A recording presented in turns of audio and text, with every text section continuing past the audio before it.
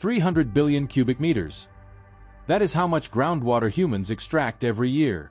Up to 70% of it goes to cities, factories, and dense urban areas like yours. Beneath your feet, pumps run all day and all night. No public meters. No visible limits. The ground does not break. It sinks. In several megacities, land drops 2 to 5 centimeters each year. After 10 years, foundations are lower. After 20, the damage cannot be reversed. In Jakarta, parts of the city have sunk more than half a meter in just a few decades. In Mexico City, entire districts tilt unevenly, forcing residents to relevel floors every few years. In Bangkok, engineers now design buildings under the assumption that the ground will continue to sink for the rest of their lifespan. None of these cities collapsed overnight. Life continued while the ground slowly changed shape. In one neighborhood of a large city, daily routines still look normal. Houses stand. Electricity works. Shops open on time. From the street, nothing appears wrong. Inside the buildings, small problems begin to surface. Doors scrape against the floor. Windows no longer align with their frames. Thin cracks run along walls that were straight only a few years ago. In some homes, tiles lift by 1 or 2 centimeters. Residents fix what they can see. A raised threshold. Extra concrete. A reinforced column. Local authorities describe the issue as natural ground settlement. Seasonal movement. Normal aging of structures. There is no emergency notice because nothing fails at once. People stay because repairs feel manageable. Businesses continue because infrastructure still functions. What remains invisible lies beneath the surface. Dozens of deep wells drilled over decades. Pumps running daily. Water pulled from underground layers that took centuries to refill. As the water disappears, pressure drops. Soil compresses. The ground lowers permanently. The process is slow enough to ignore, but fast enough to change the city before anyone stops it. Groundwater is not a marginal resource. It is one of the main pillars holding modern cities together. Globally, groundwater supplies roughly 30% of all freshwater used by humans. In urban and industrial regions, the share is often much higher. In parts of South and Southeast Asia, groundwater provides more than half of all city water. In some industrial zones, it reaches 70 to 80%. The scale of extraction is large and continuous. Each year, humans pump around 300 billion cubic meters of groundwater worldwide. To visualize that volume, it equals hundreds of millions of Olympic-sized swimming pools emptied annually from underground layers. Unlike surface reservoirs, most of this extraction happens out of sight. There are no visible dams, no drying riverbeds, no daily headlines. Urban growth drives this demand. Since 1970, the global urban population has more than doubled. Cities expanded faster than water infrastructure. Treating surface water requires time, land, and political coordination. Drilling wells is cheaper and faster. One permit, one machine. Water starts flowing. In cities like Delhi, Jakarta, and Manila, tens of thousands of private and industrial wells operate simultaneously. Many are unregistered. Others are licensed but rarely monitored for actual volume. The result is a fragmented system where no authority has a complete picture of how much water is being removed. Agriculture adds further pressure at the urban edge. Around 70% of global freshwater use goes to farming, much of it drawn from groundwater. As cities grow outward, farms and factories compete for the same underground supply. The water table drops. Wells are drilled deeper. Pumps become stronger. Energy use increases. Costs rise quietly. The physical consequences lag behind the extraction. Groundwater systems respond slowly. In many aquifers, water levels drop 1 to 3 meters per year during periods of heavy use. In some regions of northern China and India, declines of more than 10 meters have been recorded over a decade. These numbers do not appear dramatic at street level. Underground, they are structural. Once pressure inside an aquifer falls, the surrounding soil compacts. Clay-rich layers are especially vulnerable. Unlike water, compressed soil does not rebound. Even if pumping stops, the lost volume remains lost. This is why subsidence continues even after extraction slows. Cities often fail to connect cause and effect because the timeline is long. Buildings crack years after wells are drilled. Flooding worsens decades later. By then, responsibility is diffused across agencies, companies, and past decisions. The problem is not confined to one region. From California's Central Valley to Iran's plateau, from coastal megacities to inland capitals, the pattern repeats. Invisible extraction, delayed damage, permanent ground loss. This is not a future risk. It is a process already underway beneath the cities you recognize. Groundwater feels safe because it disappears slowly. That is the paradox at the center of the system. Cities treat groundwater as a backup, but use it as a primary supply. In many regions, groundwater extraction already exceeds natural recharge. Shallow aquifers may refill within years. Deeper aquifers often require hundreds, sometimes thousands of years. When cities pump faster than recharge, they are not borrowing water. They are consuming stored reserves. This imbalance is not theoretical. In parts of northern China, groundwater withdrawal has exceeded recharge rates by more than 2 times for decades.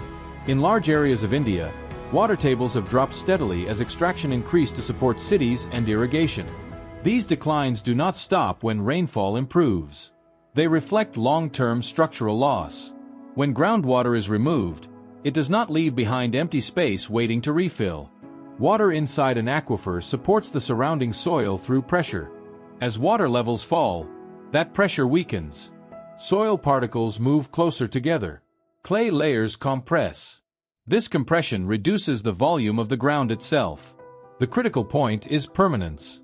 Once soil compacts, it does not expand again. Even if water levels later stabilize or recover slightly, the ground remains lower. This is why land subsidence continues even after pumping slows. Mexico City demonstrates this effect clearly. Regulations reduced groundwater extraction in certain zones decades ago. Despite this, parts of the city continued to sink for years afterward. The compaction had already occurred. The damage was locked into the ground. In California's Central Valley, subsidence followed a similar pattern. Over the past century, land sank more than 8 meters in some areas. During the drought between 2012 and 2016, intensive pumping caused additional drops of more than 60 centimeters in a few years. Even when surface water returned, the land did not rise. The volume was permanently lost. The physical process is slow enough to escape attention. Subsidence happens in centimeters per year, not meters per day. Buildings do not collapse. Roads do not crack overnight. This gradual pace allows cities to adjust instead of stop. Repairs replace prevention. From a financial perspective, groundwater appears efficient.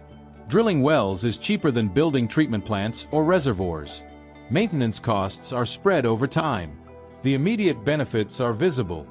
The long-term costs remain abstract. This delay distorts decision-making. Developers focus on short project timelines. Municipal budgets operate on annual cycles. Political leadership changes every few years. The consequences of groundwater extraction emerge decades later, often under different administrations. The paradox deepens in coastal cities. As land sinks, flood risk increases even without heavier rainfall. A drop of just a few centimeters per year compounds over time. Lower ground means higher exposure to tides and storm surges. In these areas, subsidence amplifies the effects of sea level rise without being part of climate projections. Groundwater also masks its own depletion. When water levels drop, wells are drilled deeper. Pumps become stronger. Supply appears stable. The cost shifts to energy use and infrastructure stress, not immediate scarcity. This creates the illusion that the system is still working. In some regions, extracted groundwater is extremely old. Studies have shown that parts of the water used today entered the ground thousands of years ago. Using it is closer to mining than consumption. Once removed, it will not return on any human planning horizon. This is the central contradiction. Groundwater supports growth now, but weakens the ground beneath that growth. The benefits arrive early and visibly. The damage arrives late and invisibly. Cities continue extracting because the system does not fail fast enough to force change. By the time subsidence becomes undeniable, The physical conditions have already shifted. The city must operate on altered ground. At that point, stopping extraction can prevent further damage, but it cannot restore what has been lost. The paradox is not ignorance. It is timing. Groundwater allows cities to postpone hard decisions, while ensuring that those decisions become harder later. Beneath the city, the pumps continue to run. They do not pause at night. They do not adjust to seasons unless electricity fails. In many places, they are older than the buildings above them. They draw from aquifers that formed long before the city existed. Groundwater extraction often looks invisible because its effects are delayed. The water leaves first. The damage appears later. By the time streets tilt and pipes crack, the extraction that caused it has already happened. In many aquifers, the water removed today will not return within your lifetime. Some cities try to adapt. Jakarta raises sea walls and expands pumping stations. Bangkok restricts new wells and invests in surface water. California enforces groundwater management plans after decades of decline. These measures reduce future damage. They do not undo what is already compressed underground. Once soil compacts, it stays compacted. Even if groundwater levels stabilize, the ground remains lower. This means flood defenses must be permanent. Drainage systems must be redesigned. Infrastructure budgets must cover maintenance instead of improvement. The cost becomes structural. The burden does not fall evenly. Areas built on soft sediment suffer first. Communities with fewer resources absorb repeated repair costs. Displacement happens slowly. One household leaves, then another. Over time, neighborhoods change without formal relocation plans. From above, the city still looks functional. Roads carry traffic. Buildings remain occupied. Economic activity continues. This makes the problem easy to postpone. It also makes it expensive to solve. Groundwater allowed cities to grow faster than their natural limits. It supported industry, housing, and agriculture when surface water was insufficient. That flexibility created prosperity. It also shifted risk forward in time. The benefit arrived early. The cost arrived later. What remains now is a choice between management and denial. Managing groundwater means measuring extraction, limiting use, and accepting higher short-term costs for long-term stability. Denial means continuing until repairs dominate budgets and options narrow further. Cities built on groundwater are not doomed, but they are constrained. Their future depends less on how much water they can access, and more on how much ground they can afford to lose. The pumps will keep running unless systems change. The ground will keep settling unless extraction slows. These processes do not announce themselves. They proceed quietly, beneath the city you use every day. The system that drains groundwater rarely looks like exploitation. It looks like routine urban management. No single authority controls it. No single actor benefits alone. Thousands of small decisions combine into a machine that runs continuously. It often begins with growth. A city expands faster than its water infrastructure. Surface water becomes polluted or unreliable. New treatment plants require land, funding, and years of planning. Drilling wells requires permits, equipment, and weeks. For many developers and municipalities, groundwater becomes the fastest solution. In Jakarta, private wells supply office towers, hotels, shopping centers, and residential complexes. Many wells were drilled decades ago, before strict controls existed. Some are licensed, many are not. Even licensed wells are rarely monitored for real extraction volumes. Meter readings, when present, are often self-reported. The cumulative impact remains unknown. In Delhi, groundwater supports both households and commerce. During dry seasons, apartment buildings rely on bore wells. Water tankers fill from private wells and deliver across the city. Each tanker represents water removed from underground storage and sold as a commodity. Tracking total extraction across tens of thousands of such transactions is nearly impossible.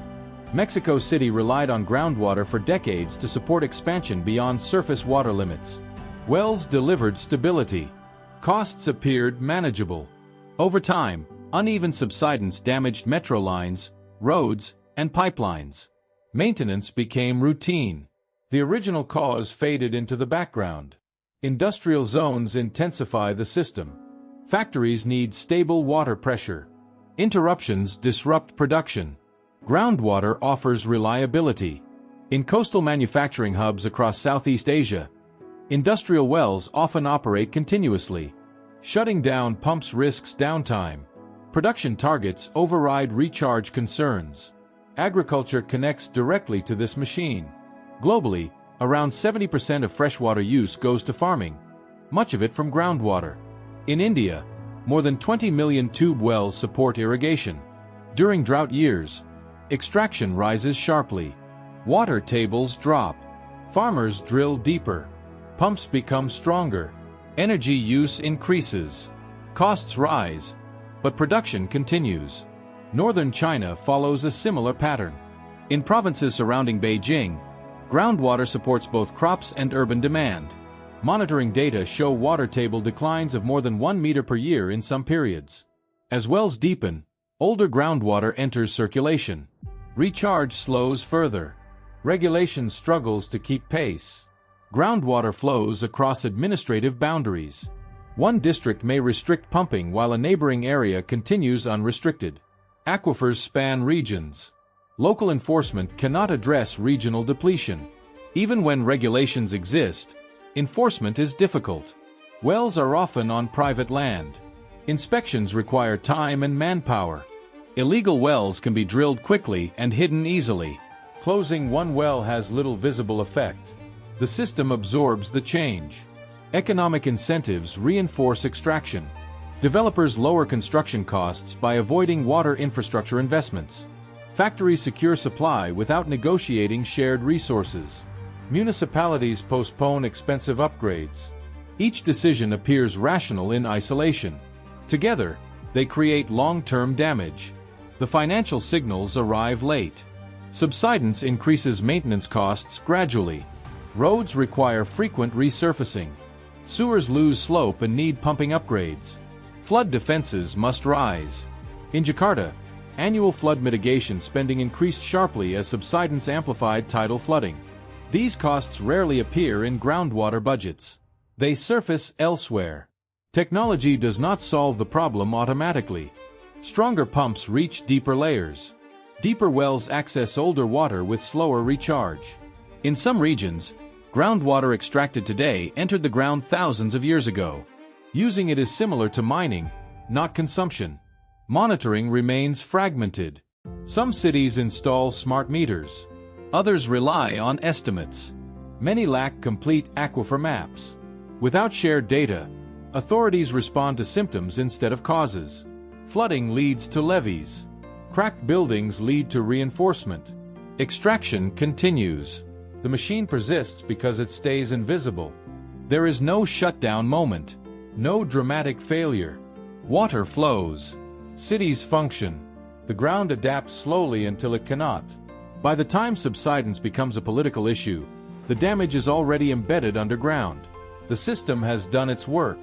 Quietly, legally, and over decades. The consequences of groundwater extraction do not appear all at once. They spread across regions, shaped by geology, population density, and infrastructure quality. The pattern is consistent. The damage is not. In Jakarta, land subsidence has reached up to 25 centimeters per year in parts of the northern city. Over several decades, some districts have sunk more than 4 meters. Entire neighborhoods now sit below sea level. Flooding no longer depends on storms. Regular high tides are enough. Pumping stations operate daily. Without them, water rises within hours. Bangkok experienced a similar trajectory earlier. During the 1980s and 1990s, excessive groundwater extraction caused subsidence rates of more than 10 centimeters per year in some areas. Regulations later reduced pumping, but the ground continued to settle. Roads and rail systems now require constant realignment. Infrastructure maintenance became a permanent cost. Mexico City shows how uneven subsidence reshapes a city. Built on the sediments of an ancient lake, the ground compresses at different rates. Some districts have sunk more than 9 meters since the early 20th century. Buildings tilt. Metro lines require repeated adjustments. Water pipes crack as the ground shifts. Leaks increase water loss. More groundwater is pumped to compensate, reinforcing the cycle. In California's San Joaquin Valley, groundwater extraction for agriculture caused land subsidence exceeding 8 meters over the past century. During the drought between 2012 and 2016, some areas sank over 60 centimeters in just a few years. Canals lost capacity as slopes flattened. Surface water deliveries declined. Farmers relied even more on groundwater. Northern China illustrates the regional scale of impact. In parts of Hebei province, groundwater levels dropped over 40 meters across several decades. Subsidence zones now cover thousands of square kilometers. Roads crack. Rail lines require reinforcement. Flood risk increases even without heavier rainfall because the land surface sits lower. Coastal deltas face additional pressure. In Vietnam's Mekong Delta, groundwater extraction contributes to subsidence rates of 1 to 3 centimeters per year. Combined with rising sea levels, this accelerates saltwater intrusion. Freshwater supplies degrade. Rice yields decline. Farmers adapt by drilling deeper or shifting crops, increasing extraction further. Iran's Central Plateau presents another form of damage. Around Tehran, excessive pumping caused ground fissures stretching hundreds of meters. These cracks widen gradually, damaging roads and buildings. They do not trigger emergencies. They persist. Urban infrastructure absorbs much of the cost. Drainage systems lose slope. Sewers designed for gravity flow require pumps. In subsiding cities, stormwater systems built decades ago no longer function as intended. Flood events become more frequent. Each repair treats a symptom, not the cause. The social impact follows predictable lines. Lower-income neighborhoods are often built on softer ground or low-lying areas. These zones flood first and recover last. Residents face repeated repair costs. Insurance becomes unavailable or unaffordable. Property values decline unevenly. Displacement happens gradually, without formal relocation plans. What connects these places is not climate alone. Many affected regions do not experience heavier rainfall. The common factor is subsidence. Lower land elevation changes how water behaves. It alters drainage patterns. It increases exposure to tides and floods. It weakens infrastructure designed for stable ground. The map of consequences already exists. It spans megacities, agricultural valleys, and coastal deltas. Different economies, different political systems. The same mechanism. Water leaves the ground. The ground settles. Cities adjust until adjustment becomes permanent damage. By the time subsidence becomes impossible to ignore, the landscape has already changed. In northern Jakarta, the crisis did not begin with evacuation orders. It began with maintenance schedules. Streets required resurfacing more often. Drainage pumps ran longer each year. Floodgates closed earlier during routine high tides. Engineers noticed that ground levels were dropping faster than projected. In districts such as Muara Baru and Plut, subsidence reached 10 to 15 centimeters per year during peak extraction periods. Over time, parts of these neighborhoods fell more than 4 meters below sea level. Houses remained standing. The damage appeared inside. Floors sank below road level. Rainwater flowed inward. Saltwater entered drains during normal tides. Residents adapted in stages. First, they raised door frames. Then they added concrete layers to floors, often 30 to 40 centimeters at a time. Some homes show 3 or 4 stacked renovations, each marking an earlier floodline. These adjustments worked for a while. Then the ground dropped again. There was no official relocation deadline. Families left one by one. Shops closed gradually. Streets lost activity. What remained were pumping stations and reinforced walls holding back water that now sat higher than the land behind them. The city responded with infrastructure. Jakarta invested billions of dollars in flood control projects, including expanded pumping systems and a large coastal barrier. These measures reduced immediate flooding. They did not stop subsidence. The ground continued to sink behind the defenses. Maintenance costs increased. Energy use rose. Dependence on mechanical systems became permanent. Mexico City faced a different version of the same turning point. In the late 20th century, uneven subsidence began affecting transport infrastructure. Metro lines required repeated realignment. Line 12 experienced closures as tracks warped and supports shifted. In some zones, land dropped 20 to 30 centimeters over a decade, enough to strain structures not designed for constant deformation. Repairs addressed surface alignment. Underground conditions remained unchanged. Cracked water pipes leaked large volumes of treated water before reaching households. Estimates indicate that over 30% of the city's water supply is lost through leakage. To compensate, pumping increased elsewhere, reinforcing the underlying cause. In California's Central Valley, the climax arrived during drought. Between 2012 and 2016, reduced surface water deliveries forced farmers to rely heavily on groundwater. In some areas, land subsidence exceeded 60 centimeters in just a few years. Canals carrying surface water flattened and lost capacity. Billions of dollars in infrastructure required reinforcement. Even when rains returned, the land did not recover. The compaction was permanent. Water managers shifted from expansion to damage control. The focus moved from increasing supply to maintaining what remained functional. These moments mark the system's turning point. Not because the damage suddenly appears, but because adaptation becomes more expensive than prevention ever was.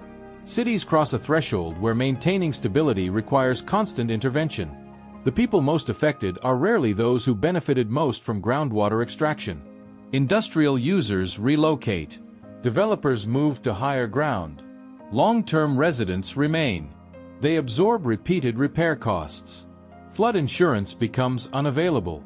Public services degrade. At this stage, reducing extraction slows future damage but does not reverse existing loss. Aquifers may stabilize. Water levels may rise slightly. The ground remains compressed. Cities must now operate on altered terrain.